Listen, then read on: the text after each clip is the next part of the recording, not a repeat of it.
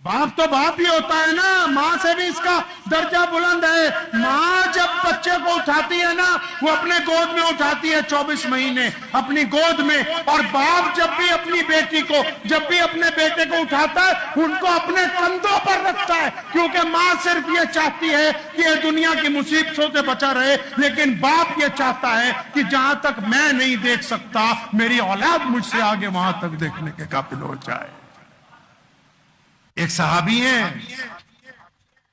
سیدنا عمر بن وہب رضی اللہ تعالیٰ عنہ، اور قبیلہ بنو سلیم کے ایک صحابی ہیں حضرت سعد رضی اللہ تعالیٰ عنہ۔ سعد کالا سا ہے، زیادہ خوبصورت نہیں ہے۔ ایک دن محمد رسول اللہ کے پاس آئے کہ یا رسول اللہ، میرا شادی کرنے کو دل چاہتا ہے، کوئی لڑکی نہیں ملتی،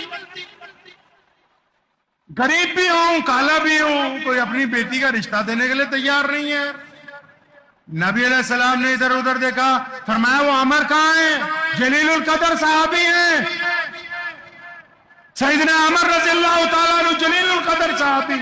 فرمایا عمر کہاں ہیں؟ ابھی یہیں تھے۔ یا رسول اللہ گھر چلے گئے۔ اچھا جاؤ اس کے گھر کا دروازہ کھٹکھٹا کے کہو کہ محمد رسول اللہ نے کہا کہ اپنی بیٹی سعد کے نکاح میں دو، اپنی بیٹی کا نکاح کرو سعد کے ساتھ۔ وہ پہنچ گئے دوپہر کے وقت، دروازہ کھٹکھٹایا، سیدنا عمر رضی اللہ تعالیٰ عنہ بعد میں باہر آئے، فرمایا میں رسول اللہ کا فرمان لے کے آیا ہوں، پیارے پیغمبر کا فرمان لایا ہوں۔ بھائی کیا فرمان لے کے آئے؟ ان کے لیے تو جان بھی حاضر ہے۔ وہ فرمایا پیارے پیغمبر نے کہا یہ جو تمہاری شہزادی ہے، اس کا نکاح میرے ساتھ کر دو۔ آپ بھی بیٹیوں کے باپ ہیں، رشتہ کرنے سے پہلے کتنی بار سوچتے ہو؟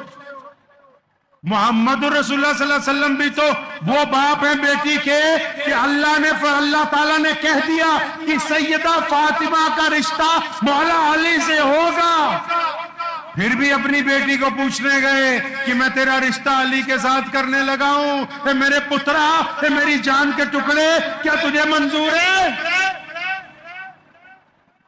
باپ تو باپ ہی ہوتا ہے نا، ماں سے بھی اس کا درجہ بلند ہے۔ ماں جب بچے کو اٹھاتی ہے نا، وہ اپنے گود میں اٹھاتی ہے 24 مہینے اپنی گود میں، اور باپ جب بھی اپنی بیٹی کو، جب بھی اپنے بیٹے کو اٹھاتا ہے، ان کو اپنے کندھوں پر رکھتا ہے، کیونکہ ماں صرف یہ چاہتی ہے کہ یہ دنیا کی مصیبتوں سے بچا رہے، لیکن باپ یہ چاہتا ہے کہ جہاں تک میں نہیں دیکھ سکتا، میری اولاد مجھ سے آگے وہاں تک دیکھنے کے قابل ہو جائے۔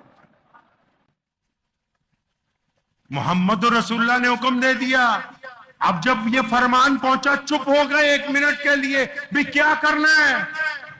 بیٹی کو پوچھنا ہے، بیوی کو پوچھنا ہے کہ بنو سلیم کا کالا آدمی جس کو مدینے میں کسی نے لڑکی نہیں دی، وہ اتنے بڑے صحابی کی شہزادی کا رشتہ لینے آ گیا۔